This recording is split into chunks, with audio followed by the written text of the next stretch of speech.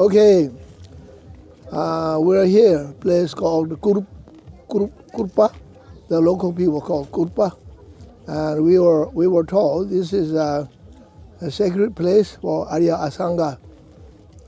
Did a 12-year retreat. Asanga was born in Peshawar in Pakistan or Kashmir area, 900 years after the Buddha. Okay, so Asanga came down. So he was meditating in the cave. He was he wanted to have a vision, a direct vision with Maitreya Buddha. He would like to have a teaching, receive teachings from Maitreya Buddha. So he meditated in the cave for first 3 years. So there's no sign of Maitreya Buddha. So he was quite tired after 3 years. So he decided to go. So as we're going down, he saw the birds nesting, birds flying in and out. And the area the birds were flying in and out, the bird feather is touching on the rock, right? So the rock become very smooth. Then he thought, well, the feather is really soft, rock is so hard. So, and the feathers made the rock smooth because over time, right? Over time, so many times, the feather touching on the rock like this made smooth. So then he thought, if I have enough patience, perseverance, I could do it. I could achieve Maitreya Buddha. So he decided not to leave. Went back. He sat, meditated another 3 years. That's 6 years, right? And then after 6 years, nothing happened. And then he decided leave. So he left, keep going down. Maybe it was somewhere there's a waterfall or creek, something, maybe. And he looked, there was a rock. We saw this little rock pool, round rock we saw down there, right? Carved by the water, right? So much water coming down all the time. Over the years, hundreds of years.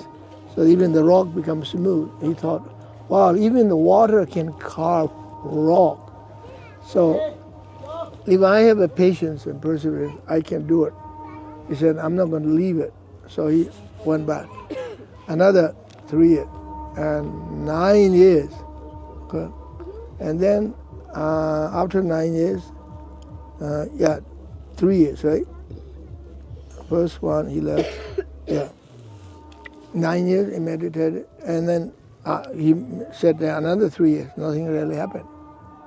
So that's 12 years now, right? So then he left. He was walking down, and somewhere in town or village somewhere, he saw a dog was suffering and injured, and there's maggots eating the dog flesh. And he felt so sad. He was so sorry, you know. He said, I'm going to save this. I'm going to save this dog. And how do I save this dog? You know? I have to take out the maggots. Otherwise, the dog will die. But then he thought, if I take out the maggots, throw out, the maggots will die. They're sentient beings too. So it doesn't make sense. Save the dog and kill all the maggots. Then he thought, well, maybe I should take them out. And he can't take it out, but he thought, I will take it out by my tongue, maggot. So he closed his eyes and trying to reach the maggot.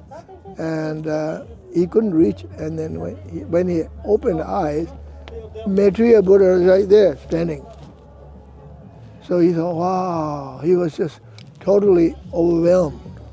The word overwhelmed, right? Then he said, oh Lord, Maitreya Buddha, I sat in a cave for 12 years. How come? It's that long I have to sit in a cave. Why didn't you appear to me after 3 years or after 6 years? Then Maitreya Buddha said, yeah, because you have to sit, you have to meditate, you have to purify your karma. Otherwise, you cannot see me. You don't have the ability. Your mind is obscured. And then Maitreya Buddha said, actually I was with you all the time. The day one when you're sitting in the cave meditating, I was with you. You can't see me. And then Maitreya Buddha said, you know, one day you spit it on my rope. and on my rope. So Asanga, because he can't see Maitreya anyway. So that was that. And then Maitreya Buddha said, okay, now your mind is clear, you're purified, you reach certain bodhisattva stage, and we should go now. And you should go. And I want to show you that people who don't have the right karma, right mind, they cannot see me. And you saw me, but ordinary people can't see me. So he said, I will sit on your shoulder. Let's go downtown, go through the city. So they walked through, and he was telling people, can you see Asanga sitting, Maitreya Buddha sitting on my shoulder? Can you see? And people said, what are you talking about? This guy, this monk gone crazy, right? We know he was sitting in a cave for all those years. He must be gone crazy. He's saying, Maitreya Buddha sitting on his shoulder. He said, look, he's really sitting on my shoulder. And they can't see it. Said, okay, well, that's all right. So then Asanga and Maitreya left. Then Maitreya Buddha said, now we should go to Tushita, Pure Land. You come with me. You're going with me. Jule. Yeah, Jule. And so they went to Pure Land. Okay. So then Maitreya Buddha started teaching Asanga. So she taught, and so Maitreya Buddha spent 50 years in Tushita Pure Land. 50 years, that's a long time, right? So he received all the teachings, and he composed, dictated, wrote down all the teachings. So we have 5 texts. We say in Tibetan, Chamchu Denga, 5 treaties, 5 teachings of Maitreya Buddha. Jule,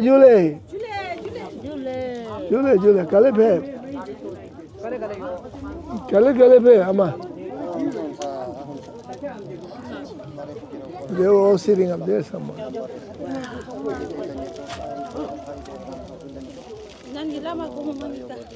Tuji, Jule. Kadinche. Yeah. So there's 5 texts, right? So Chamchu Denga, Ngondo Jin, Dodi Jin, Uta Namji, Chui Namji, Ju Lama. There are 5 texts.